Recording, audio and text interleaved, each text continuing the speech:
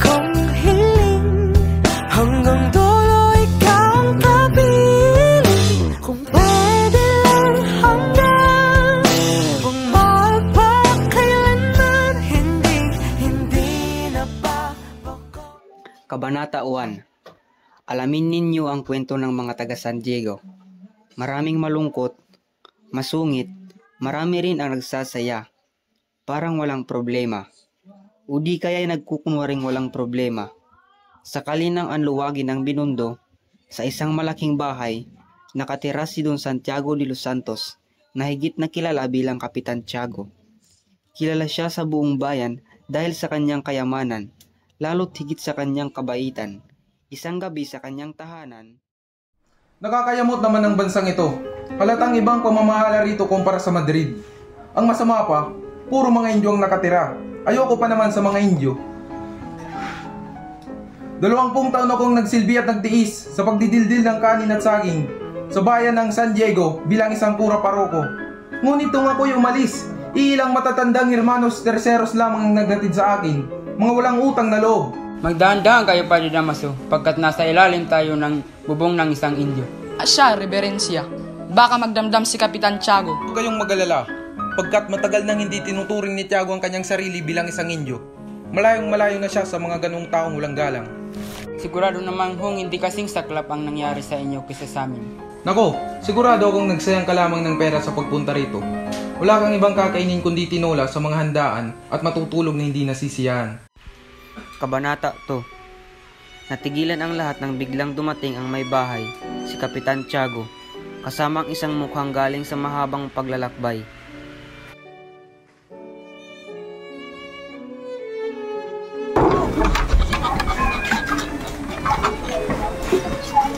Mga Ginoo, kinalulungkot kong pakilala ang anak ng aking nasirang kaibigan na si Don Rafael. Sino kaya ang bisitang kasama ni Don Santiago? Ikinalulungkot ko kayong lahat na makilala. Aba, Padre Damaso, ang kura ng San Diego. Kinagagalak kong makita muli ang isang matalik na kaibigan ng aking ama.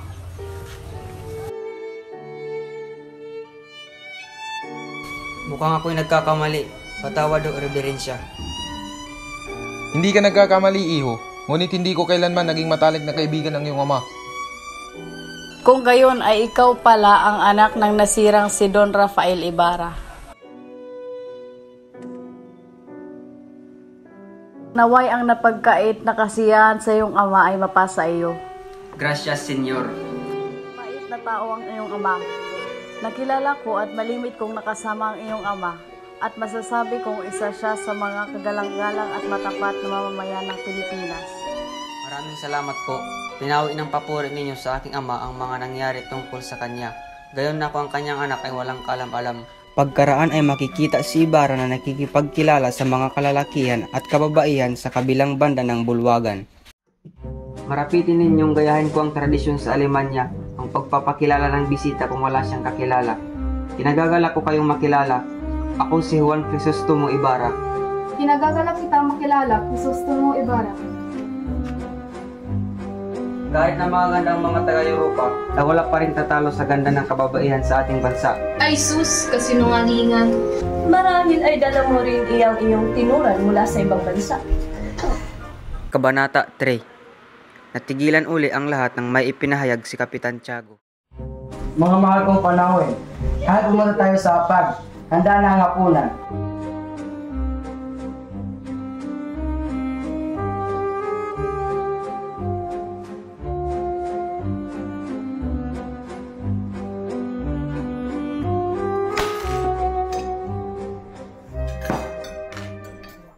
Ilang taong kang nawala sa ating bayan, Senyor Ibarra?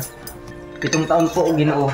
Sa iyong 7 taong sa Europa, malamang ay nakalimutan mo ng iyong bayan. Ang totoo po niyan ay parang ang aking bayan ang nakalimot sa akin. Kahit na ako'y malayo ay palagi kong iniisip ang aking bayan. Totoo ba yan, hombre? Opo, Doña Victorina. Kahit kailan hindi ako nakalimot sa aking bayan. Sa mga bansang napuntahan mo, ano para sa iyo ang pinakamaganda at tumatak sa iyong isipan? Patawarin mo ako, Ginoo. Ngunit bukod sa inang Espanya ay wala na akong naibigan pa kundi ang ating bayan lamang. Matapos ko kasing mapag-aralan at mabasa ang kultura at kasaysayan ng isang bansa, ay nakakalimutan ko ng mga magagandang alaala nito. Kung gayon ay isa ka palang bulag na hangal, iho. Bakit ka pa nagsayang ng pera ng pagpunta sa Europa kung wala ka namang nagustuhan? Senyores, huwag kayong magtataka sa dati naming kura. Ganyan na ganyan din ang kanyang pakikitungo sa akin noong bata pa ako at mukhang hindi na siya magbabago. Salamat pa rin sa kanya na nagunita ko ang kanyang panahon na ang kanyang reverensya ay dumadalaw sa aming tahanan at nakakasalo sa pagkain sa ating ama. Nako, naway tanggapin ninyo ang aking sincirong paumanhin. Senyores, Kapitan Tiago, kababalik ko lamang mula sa Europa. Kaya taway maintindihan nyo na kailangan ko agad na lumisan. Pupunta ako sa San Diego at makalawa sa Todos Los Santos. May kailangan akong katagpuin. Hindi ka ba talaga mapipigilang umalis? Sana'y mahintay mo ang pagdating ng aking bulakat na si Maria Clara. Alam kong matagal ka na niyang hinihintay. Paumanhin aking doon, ngunit mahalaga akong katatagpuin ngayon. Muchas gracias sa hapunan, Kapitan. Walang ano man Ibarra. Patnubayan ka ng Diyos sa iyong paglalakbay. Nakita ninyo ang nagiging bunga ng pagpapadala ng inyong mga anak sa ibang bansa upang mag-aral? Lumalaki ang kanilang ulo at itinuturing ang sarili ng mataas. Kabanata 4. Si Ibarra'y lumalakad na di batid kung saan siya patutungo. Sa mahinang lakad ay narating niya ang liwasan ng binundok. Nagpatuloy siya sa daang sakristya, naroon ang mga inchik na nagtitinda ng sorbetes at mga babaeng nagbibili ng punong kahoy.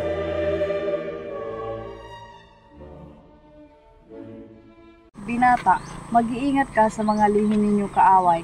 Ang nangyari sa iyong ama ay dapat mag-iisang aral sa inyo. Pagpatawad ninyo sa wari ko yung naging mahal sa inyo ang aking ama. Ngunit sa aking pagkabatid, wala ako kahit ang aking ama sa mga naging lihim na kaaway. Madalas ang sobrang kapanatagan ay nagdadala sa atin sa kapahamakan. Hanggang sa huling hininga ng iyong amang si Don Rafael Ibarra ay hindi siya makapaniwalang mayroon pala siyang nagtatagong mga kaaway. Ngayon ay alam ko na kung bakit nag-aalangan si Kapitan Tiago na sabihin ang nangyari sa aking ama. Ngunit bakit siya nakulong? Anong kasalanan niya? Ang tanging kasalanan niya ay dahil siya ang pinakamayamang tao sa buong San Diego. Ngunit huwag kayong mag-alala. Ang mabulok sa bilangguan sa bansang ito ay maituturing na kabayanihan. Ginoo, maaari mo bang basahin ang laman ng sulat? Malis kayo sa dinaraanan ko. Kung ayaw niyo, makulong sa kwartel. O talaga? Kukulong mo kami? Basahin mo muna ito. Ano ka ba? Hindi siya makakabasa kasi mas matalino ang tiyan niya kaysa sa kanya. Mga lapastangang bata! Mawa ka sa mga bata, Ginoong Kabisa. Huwag mo silang saktan. Huwag kang makialam dito! Tanda! Yan lang ang nararapat sa'yo. Kabanata 6. Samantala, sa bahay ni Kapitan Tiago,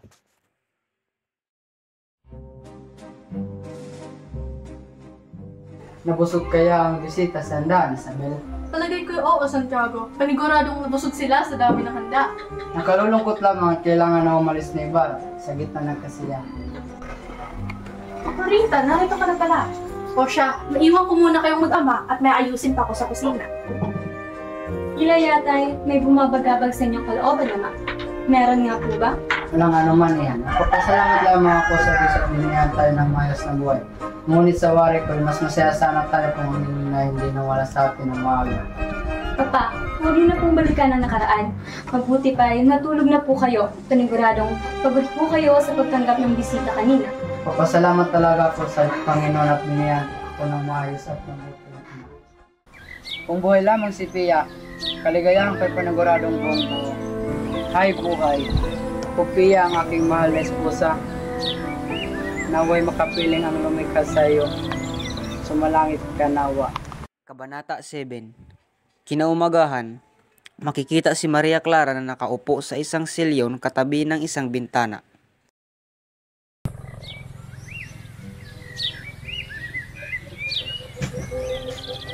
Mahabaging Panginoon, tanghali na. Ano kayang dahilan ng kanyang pagkahuli?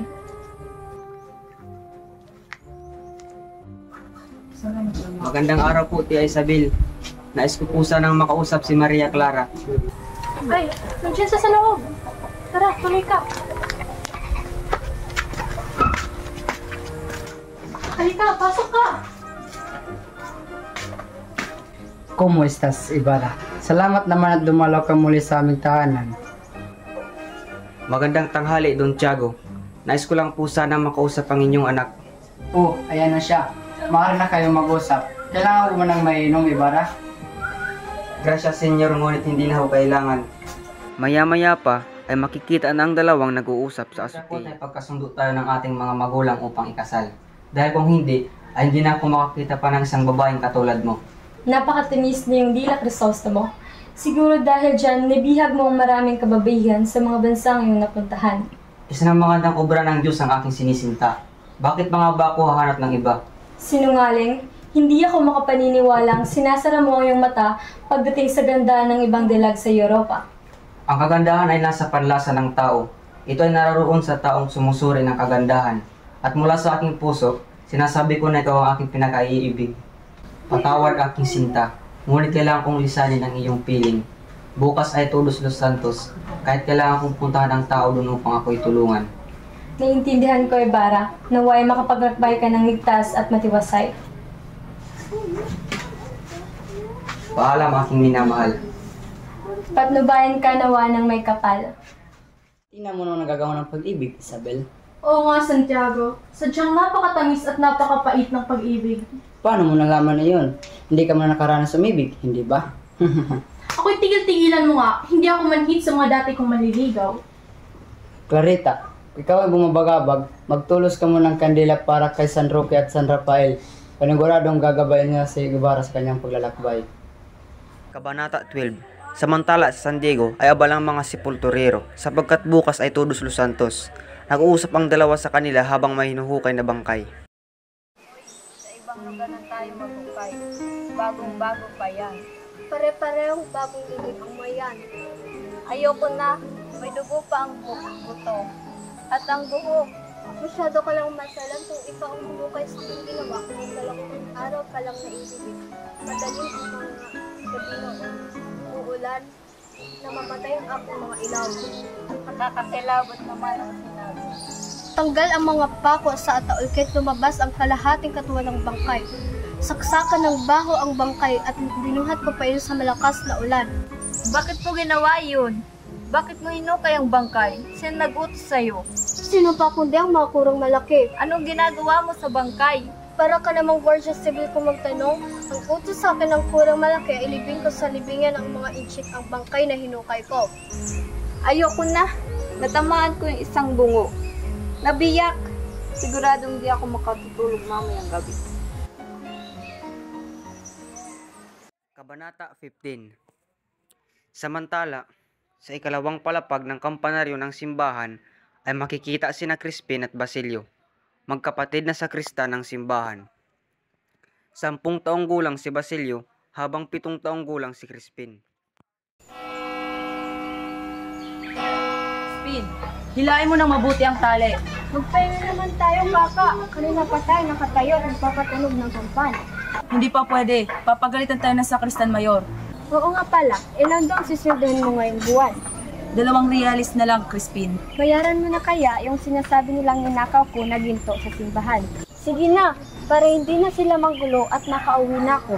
Natatakot na kasi ako. Napakasama ng Cora at ang sakristan mayor. Nako, Crispin. 2 multa na ang aking inabot sa sakristan mayor. At ang sinasabi nilang ninakaw mo ay 2 unsa ng ginto. 32 realis iyon. Kumbaga may 32 kamay. Hindi aabot ang aking sweldo sa hinihingi nila. Napakasinungaling nilang lahat. Umuwi ka na lang kaya ngayon, kaka. Sabihin mo sa inang na may sakit ako, kaya hindi ako makakauwi. Huwag kang magsalita ng ganyan, Crispin. At dumating ang itinuturing nilang berdugo ng simbahan, ang sakristan mayor.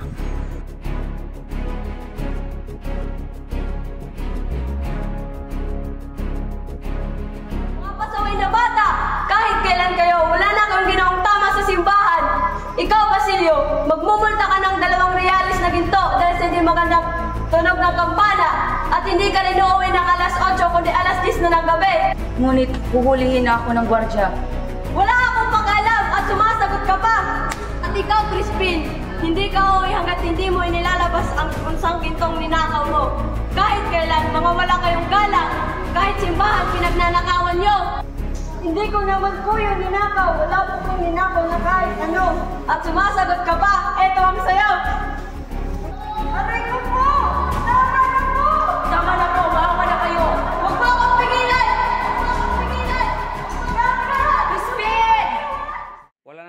si Basilio para sa kapatid. Tanging mga hambalos, impit na sigaw at daing na lamang kanyang narinig. Pagkatapos noon ay nakabibinging katahimikan. Pagdating ng 10 ng gabi ay nakapinid na ang buong simbahan. Kaya't kinalag niya ang tali ng batingaw upang makapadausdus siya mula sa bintana ng kampanaryo. May maririnig na 2 putok ng baril sa lansangan, ngunit walang sino man ang pumansin. Kabanata 16. Samantala, sa labas ng bayan ay makikita ang maliit na dampa ni Sisa, ang ina ni Basilio at Crispin. Masaya siyang nagluluto ng tuyong tawilis, tapang baboy ramo at isang hita ng patong bundok na nahingi niya kay Piloso Potasio. Nagsaing din siya ng maputing kanin at namitas ng kamatis sa kanyang bakuran upang gawing sausawan.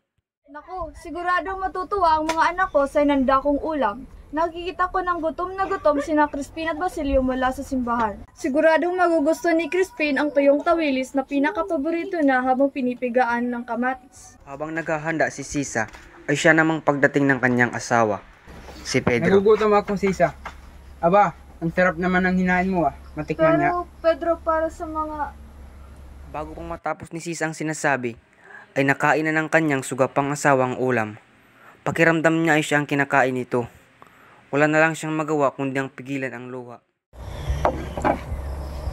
Alis na ako. Hindi mo man lang hintayin ang mga anak mo? Alam ko, susweldo si Basilio ngayon. Ganun ba? Ipagtabi mo ako ng isang release. Sige na, at baka mahuli pa ako sa sultanan ng tinali ko.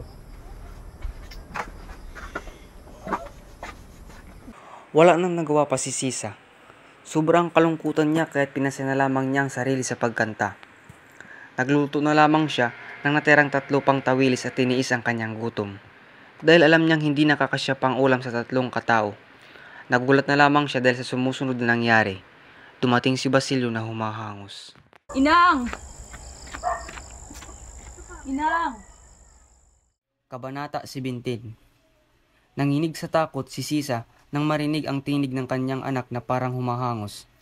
At mas lalo pa siyang natakot noong makita niya ang anak na tigmak ng dugo ang muka. Sus, Maria Josep! Anong nangyari sa iyo? Basilio! Huwag po kayong mag-alala, Inang. Naiwan si Crispin sa kumbento. Naiwan? At siya ba'y buhay? Oo, Inang. Ako po'y tumakas sa kumbento. Ngayon lamang ako pinauwi ng Sacristan Mayor dahil hindi daw ako makauuwi kundi 10:10 ng gabi. Bawal lang maglakad ng 9:00, kaya't noong nakasalubong kong Guardia Civil sa bayan, ay sinigawan nila ako, kaya't nagtatakbo ako. Pinaputukan po nila ako at isang punglo ang dumaplis sa aking noo. Walang hiya talaga mga Guardia Civil. Sadyang walang mga puso. Halika anak at gamutin natin ang sugat mo. Pasensya ka na anak at tawilis lamang ang natira sa'yo. Nagluto ako ng masarap na ulam ngunit inubos ito ng iyong ama. Pagpasensyaan mo na lang din siya. Hindi ka po ba niya sinaktan, Inang? Huwag kang mag-alala, hindi niya ako ginawa ng masama. Bakit hindi daw makauwi si Crispin? Pinarusahan po kasi siya ng Sacristan Mayor dahil nagnakaw siya ng 2 unsa ng ginto. Walang galang na bata! Magnanakaw! Pura, maawa po kayo sa akin! Huwag kang magtago! Hangal! Lakastahan ka! Tingnan lang kung hindi mo kayo balik yung inaka mo! Hindi po ako ang nanakaw! Maawa na po kayo sa akin! Ang Sacristan Mayor po ang nanakaw! Huwag kang magbintang kahit kailan talaga! Napakasama mo! Napakasama ng mga kapatid! Nay! Kuya! Tulungan niyo ako! Maawa na po kayo sa akin! Inay! Tama na! Walang yamang bata ka!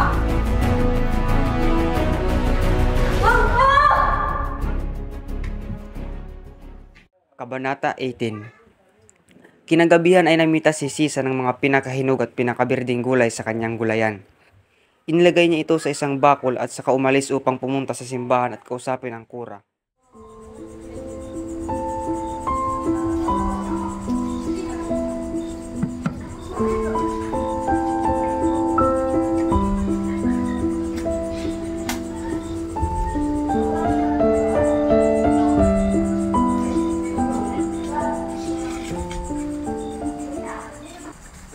Magandang gabi, Bini-Bini.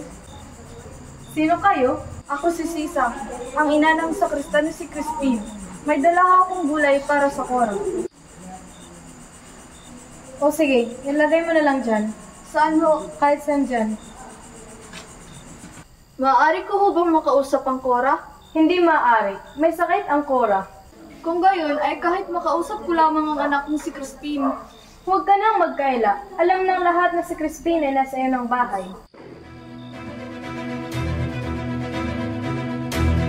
Di mo ba naiintindihan? May sakit ang Cora. Hala, pagkasalan sa akin magulol. Kabanata 21. Tumatakbo na si Sisa dahil sa takot na mahuli ang kanyang mga anak dahil sa kasalanang hindi nila ginawa. Sa kalituan ay halos madapa-dapa siya sa daan. Oh Diyos ko! Huwag mo sana pabayaan ang mga anak ko! Pagdating sa kanilang dampa ay nagulat siya sa nakita. May mga gwardiya sibil na naghahanap sa kanilang bahay. Tila may hinahanap na tao. Nagtago muna siya, ngunit nakita rin ang mga ito. Ikaw ba si Sisa? Ang ina ng mga batang magnanakaw? Opo, ako si Sisa. Ngunit hindi mga magnanakaw ang aking mga anak. Huwag ka nang magmangan-mangan pa. Ilabas mo ang iyong mga anak. Nakatakas ang mas nakatatandang anak mo. Nasaan ang mas bata? Hindi ko po alam. Hindi pa sila nakakauwi mula kahapon. Kung gayon, ikaw ang aming isasama. Hindi ka makakalabas ng kwartel habang hindi mo itinuturo ang iyong mga anak. Yan! Diyan ka na babagay. Mabubulok ka sa bilangguan hanggang sa ituro mo ang iyong mga anak. Walang nagawa si Sisa kundi ang umiyak. Nakarating sa Alpiris ang balita, kaya't nagdesisyon itong palayain si Sisa dahil na rin sa kawalan ng katibayan. Krimen na yan ay kasalanan ng Cora. Pakawalan ang biyag at huwag na siyang abalahin kailanman. Kung gustong makuha ng Cora ang mga nawalang ginto, sabihin mo ay manalangin na lang siya kay San Antonio. Pare siya at hindi niya alam ang mga bagay na iyon. Si, Senyor Alperes. O makakalaya ka na daw, wala nang papakain sa iyong gobyerno dito. Sinaman, mag-aasawa na lang yung wala pang kwenta. Tapos mag-aanak na lang yung mga magnanakaw pa. Mabilis na tumakbo papalayaw ng kwartel si Sisa habang umiiyak. Gula-gulanit na ang kanyang damit dahil sa pangit na kondisyon sa kulungan. Hindi na ininda ni Sisa ang nangyari sa kanya, bagkus ay hinanap na lamang niya ang kanyang mga anak. Nagpunta siya sa kanilang dampa upang tingnan kung nandoon si Basilio. Crispin! Basilio! Mga anak ko! Nasaan na kayo? Inang! Inang! Nasaan na kayo? Nasaan na kayo? Inang! Inang! Basilio! Crispin! Nandiyan ba kayo? Bandang Tasha! Nakita niyo bang mga anak ko? Inang! Inang! Inang! Nandito na ako, Inang! Inang! Inang! Hoy, ikaw yung hinahanap naming bata. Huwag kang gagawa ng masama. Diyos ko po! Mga anak ko! Crispin! Basilio!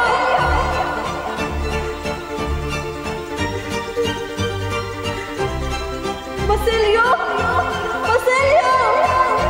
Damit ito ni Basilio! May dugo! May dugo!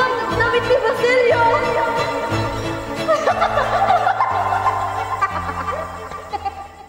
Kabanata 23.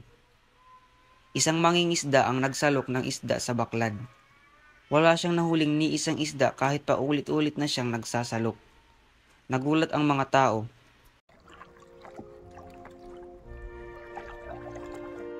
Buhaya! May buhaya sa baklad nito.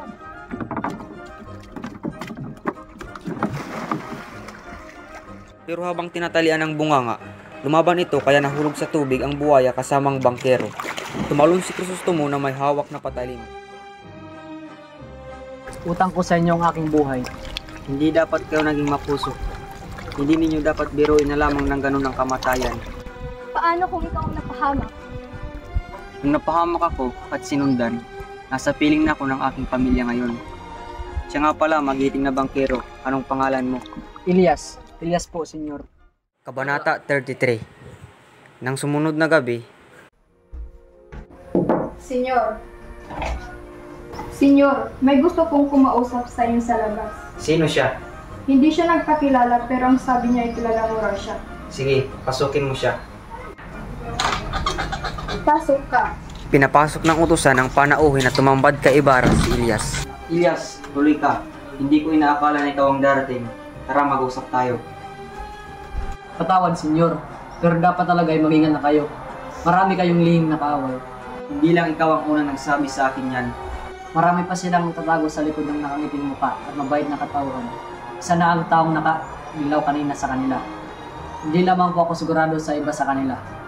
Mas mabuti kung makikita ng inyong kaaway na hindi kayo nag-iingat at nagtitiwala sa lahat. Ikinalulungkot ko ang pagkamatay ng taong iyon kanina.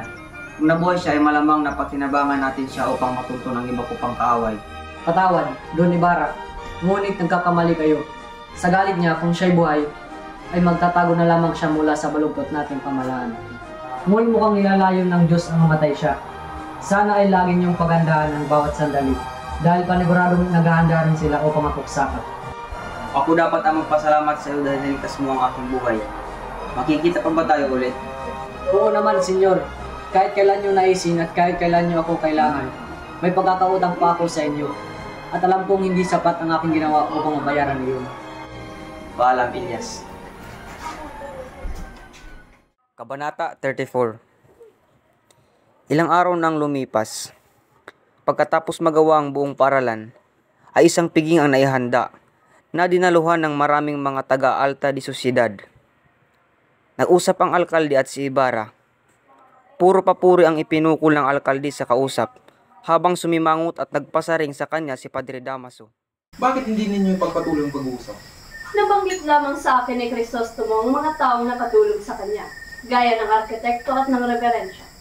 Nakatatawa ang mga taong kumukuha ng serbisyo ng isang arkitekto.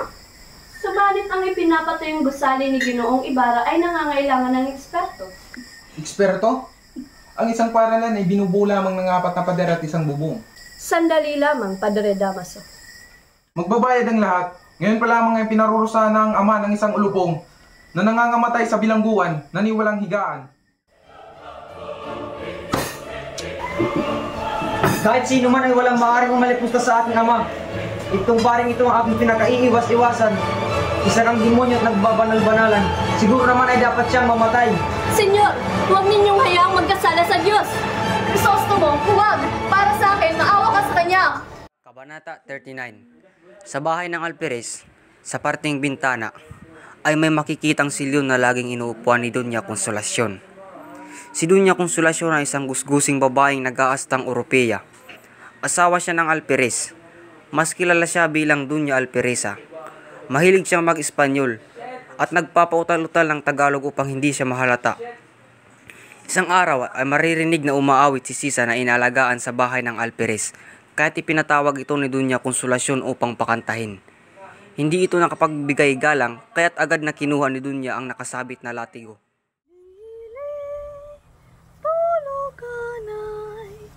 Wala diri imong nanay katutindal bakal papay ilili tuluganay.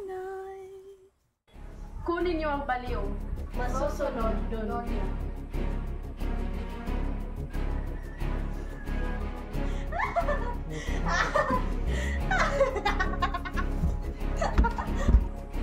Kunin mo ang latigo.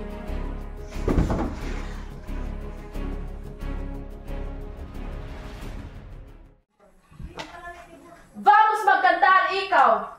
Guardia! Deli isa mujer que canta Tagalog. El no me entiende, no hace falta ser español.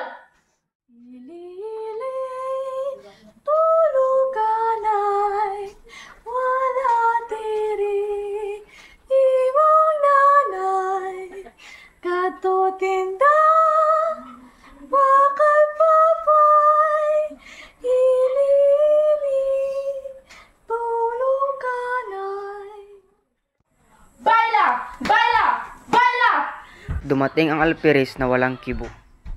Hoy, dalhin mong baliw na ito. Sabihin kay Marta, bigyan siya ng ibang barot gamutin.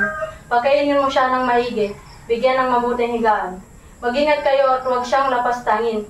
Bukas ay ihatid siya sa bahay ng Ginoong Ibarra. Si, Senyor.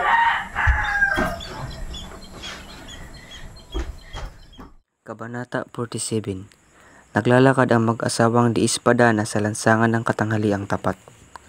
Tumitingin-tingin sila sa bahay ng mga Indio, habang panay pintas at panlilibak ang maririnig sa bibig ni Doña Victorina. Ang papangit ng mga bahay. Talagang isang Indio lamang ang maaring tumira.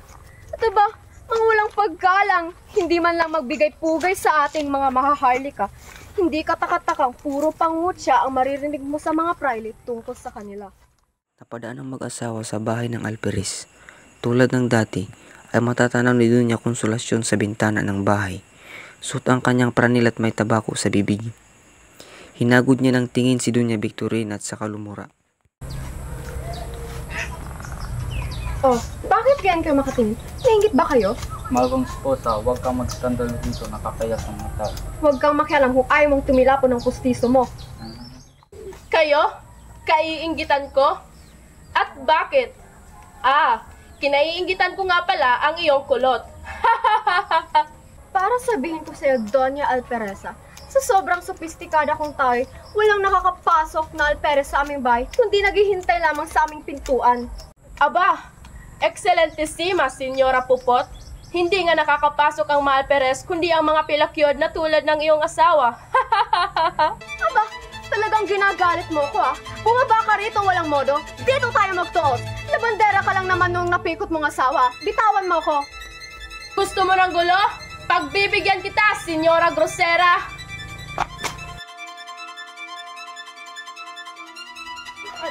Sus Mario, si Konsolasyon, anong kaguluhan na naman ito? Magtigil ka at nakakaya sa mga tao. Ibili mo yan ng descended damit. At kung wala kayong pambili, pumunta kayo sa taong bayan. Total, may mga sundalo naman kayo. Ang bumili ng asal, mga walang modo, naturingang mayaman ngunit sahid naman sa lupa ang ugali. Magtigil ka, Alperes. Kung makalipusta ka sa amin ay parang kay ganda ng iyong moral. Kabanata 61. Mabilis na sumasagwan si Elias patungong San Gabriel. Dadalhin ko kayo sa bahay ng isa kong kaibigan sa Mandaluyong. Ihatid ko doon ang salapi ninyo na itinago ko. Magamit nyo yun sa pangibang bansa. Mangingibang bansa? Sa ibang bansa ay makapamuhay kayo ng tahimik. Marami kayong kaibigan sa Espanya at matutulungan kayo para kayo mapatawad. Iniligtas mo ako ng 2 beses sa kabila ng kasawian ng iyong angkan sa aking angkan. Dapat lamang naibalik ko sa iyo ang inyong yamang nawala. Sumama kayo sa akin sa ibang bansa at magturingan tayong magkapatid. Tayo kapwa sa palad sa sarili nating bayan. Hindi ako magiging maligaya sa ibang lupain. Dito ko nais magtiis at mamatay. Pero bakit pinaalis niyo ako? Sa ibang bansa ay maaari pa kayo magtagumpay. Kung daranasin nyo ang hirap, ay baka dumating ang araw na itakwil nyo ang sariling bayan. Hindi totoo yan. Wala akong ibang iniisip kundi ang kapakanan ng bayan. Nagpatuloy sa pagsasagwan si Elias. Andito na po tayo sa Santa Ana. Ito ang lugar kung saan ginugol ko ang maraming masasayang araw. Ang lahat ng iyon ay hindi na magbabalik pa. Yan ang palwa. Umiga kayo at tatakpan ko kayo ng bayong. Gusto mo, mahuli tayo. Kayo nang pamangka sapagkat tatalon ako sa tubig. Lulundag ako para ako kanilang tugisin. Ililigaw ko sila. Kung umalis, lumaban tayo. Hindi tayo magtatagumpay. Wala tayong sandata.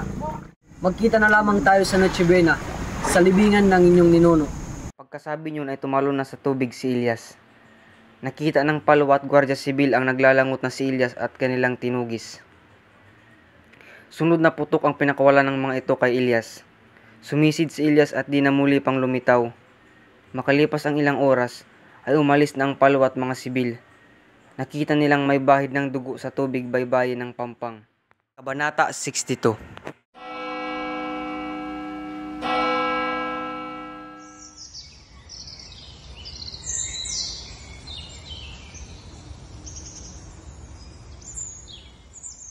Natakot ka.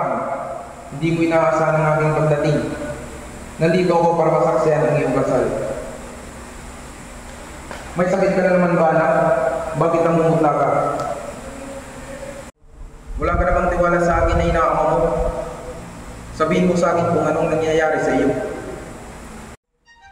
Mahal ka ba niyo ako? Tulungan niyo ako hindi matuloy ang aking kasal. Tungkay ko sa Ibarra, gusto ko lumaban, masa at panalo. Hindi ko marinig kahit pa paano ang mga bagay tungkol sa kanya. Pero ngayon, patay na siya. Bakit kailangan ko mabuhay at pagtiis? Hindi hamak na nakahiigis si Linares kay. Maaari ako magpakasal kahit sino man yung nabubuhay ko sa Ibarra. Wala namang gusto ng aking ama kung hindi malalaking ugnayan. Pero ngayon, patay na siya. Walang kahit sino man ang tatawag sa aking asawa. Kumbento o sementeryo lamang ang aking pagpipilian. Anak ko, patawad. Hindi ko sinasadya ang kalungkutan mong ito. Ibig ko lamang mabigyan ka ng mabuting kinabukasan ng kaligayahan dahil mahal kita. Mahal mo pala ako. Huwag mo akong hayaang malungkot habang buhay. Patay na siya. Ibig ko na rin mamatay ang maging isang madre. Isang madre? Isang madre? Hindi mo lang alam, Maria. Ang misteryong nakakubli sa mga pader ng kumbento. Matanda na ako, Maria. Hindi na kita mapangangalagaan pa. Pati ang kaligayahan mo. Humiling ka pa ng iba. Mahalin ng lalaki sino man siya. Huwag lang ang kumbento. Ang kumbento o ang kamatayan. Diyos ko! Diyos ko! Pinarurusahan mo ako. Pagpalain mo ang anak ko. Ayokong mamatay ka. Magmamadre ka. Talagang nagpaparusa ka.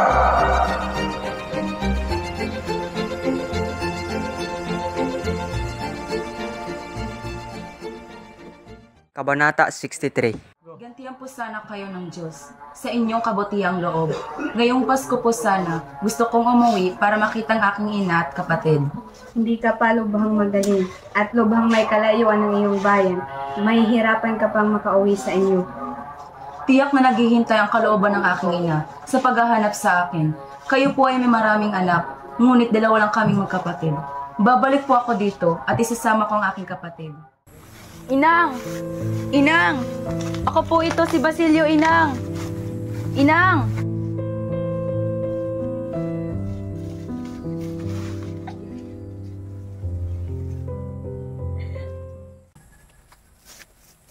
Sino ang babaeng yan? Siya po ang aking ina. Nasugatan ako at may 2 araw akong hindi kumakain o umiinom man lang. Hindi magtatagal ay mamamatay rin ako. Sunugin mo ang aming bangkay ng iyong ina kung walang darating na sino man. Hukayin mo ang mga gintong binaon ko. Ariin mo iyon at gamitin mo sa iyong pag-aaral. Mamamatay akong hindi man lang sisilayan ang ningning ng bukang liwayway ng aking nang bayan. Kayong mapapalad na makakakita, batiin niyo siya at huwag kalimutan ang mga nalugmok at nasawi sa dilim ng gabi. Pagkatingala sa langit ay kumibot pa ang mga labi, na tila na nanalangin hanggang sa unti-unting nabuwal sa lupa si Elias.